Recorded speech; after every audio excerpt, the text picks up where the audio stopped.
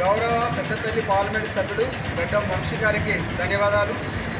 Corona సమయంలో రద్దయినటువంటి హజ్ని Kazipet train మళ్ళీ పునరుద్ధరణ చేసినందుకు రీచింగ్ రోడ్ రైల్వే స్టేషన్ ప్రజలందరి తరఫున ప్రయాణికుల తరఫున గడ్డం వంశీ గారికి ప్రత్యేక ధన్యవాదాలు. అలాగే మా స్టేషన్లో రీచింగ్ రోడ్ రైల్వే స్టేషన్లో రామగిరి మరియు సింగరేణి ట్రైన్స్ ఆర్డర్ ఇవ్వాలని ఇక్కడ ఉన్నటువంటి ప్రజలందరూ కూడా కోరుతున్నారు.